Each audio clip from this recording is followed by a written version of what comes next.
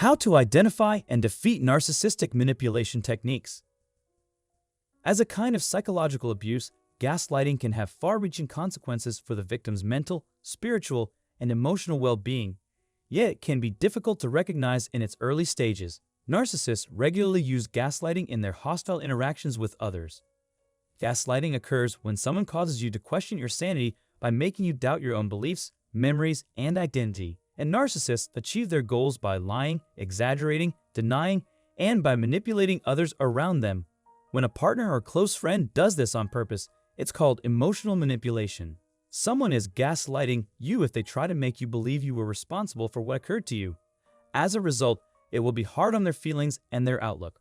Why? In gaslighting, one person attacks another to draw attention away from their own flaws.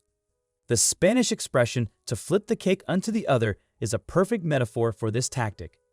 Using nonsense words and phrases that have no place in everyday speech, many people who have been through a traumatic experience lose faith in their own emotional capabilities and become unable to make logical decisions as a result. The Spanish word for smokescreen or smoke curtain describes this deceptive tactic. It's a technique for hiding something or someone from the general populace. Even if people appear to be acting normally and following to the rules, it is impossible to discern if something is being concealed surreptitiously for one's convenience. Even if it takes a while, the truth will emerge. In the psychological manipulation known as gaslighting, one person makes another doubt the validity of his or her own perceptions and memories, either of the present or the past. The goal of an abuser is to cause their victim to doubt their own identity, credibility, and sanity. One's feelings and thoughts, in this person's opinion, are more important than one's academic credentials or professional expertise. The abused and bystanders alike will continue to attribute justification to the abuser as a result. To the contrary, they attribute the problem to the victim, who they assume is just making things up or has a skewed perception of events. What a liar wants is for you to question your own good sense and the truth you see when you take a step back and look at things dispassionately.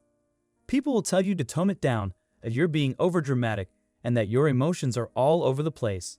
Narcissists worry a great deal about being exposed as hypocrites because they are so preoccupied with themselves. Placing blame on others is a dangerous and counterproductive strategy when coping with toxic or dysfunctional family dynamics. Gaslighting is a technique of psychological manipulation in which the target is made to feel unsafe and uncertain about what is actually happening.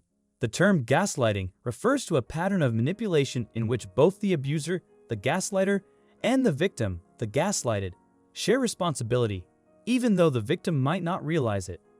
Nobody's too old, too young, too stupid, or too smart to be gaslighted, and that has nothing to do with the veracity of the abuser's charges or your own sanity. Your willingness to help others and your lack of concern for your own welfare make you a target of abuse. It's common for this to happen when people are forced to feel responsible for everything from a young age, setting them up for a lifetime of guilt and sadness. When you're an empath and you know that you wouldn't treat anyone else the way that a loved one has treated you, it's difficult to comprehend. Those who are more destructively narcissistic cannot get our assistance though. As far as they're concerned, you're just another inconvenience to them.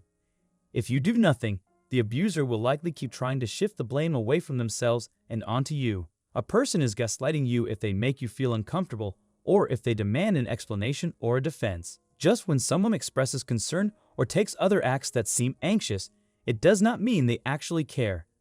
That might be a sign of social awkwardness or unease. It's a slippery slope into further trouble if you feel the need to explain, apologize, or defend yourself, even though you know you haven't done anything wrong. Let's say you're really questioning the veracity of your own emotions, ideas, memories, and even sanity. If you responded yes, gaslighting may be something you've encountered or that you've become a frequent target of. You now know that gaslighting occurs when someone knowingly and purposefully lies, manipulates, and deceives you for their own benefit. The victim of gaslighting is subjected to repeated attempts to alter their state of mind by the perpetrator. Getting past the initial miscommunication is often the most difficult part. If you've noticed a pattern with a certain individual or group, the gaslighter may regard it as beneficial to continue the same pattern. The frequency with which the supposed misunderstanding is labeled simply another misunderstanding is indicative of the error's pervasiveness. It's important to assess how you're feeling emotionally and think about whether there's somebody in your life that causes you stress or makes you feel guilty. Is it your standard procedure to provide a fabricated justification whenever something goes wrong? Do you think they're making an effort to make you and other people doubt your sanity? Think about that for a moment. Those who have been gaslighted or subjected to various forms of emotional abuse often start to question their own recollections and beliefs. Observe the warning signs your body gives you. Notice how often the narcissist attributes his or her issues to outside sources. People are quick to point the finger at us when they have issues, whether or not those issues are interpersonal.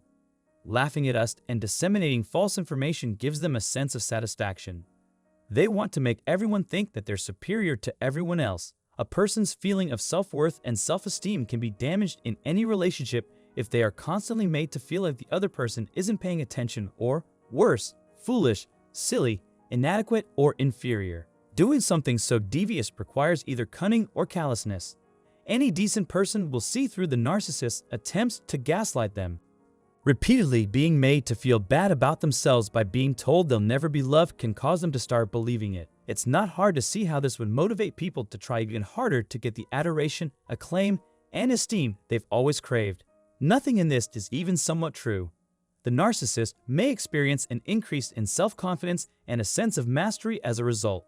Whether you are familiar with the term gaslighting or not, you should know that you are not required to put up with the behavior it describes. Problems with one's mental or emotional health are deeply personal and should not be shared openly. The burden is not yours to carry. Pick what you think is best. To make someone feel crazy, wrong, or unworthy by attacking their past or current worldview is a violation of their human rights. It's unfortunate that narcissists won't stop trying to dominate your life in this way, even if their actions have nothing to do with you. Sadly, they're both lying to you and spreading false rumors about you. All of them are lying to you, so don't pay any attention to them. Instead of trying to mold other people to fit your preferences, be open and honest about who you really are. Improve yourself first and foremost. I really hope this brief explanation will be useful to you. Feel free to leave a comment below and tell us what you think. Simply subscribe to our channel and click the bell icon to receive alerts whenever new videos are posted. We appreciate you taking the time to watch and provide feedback. Thanks.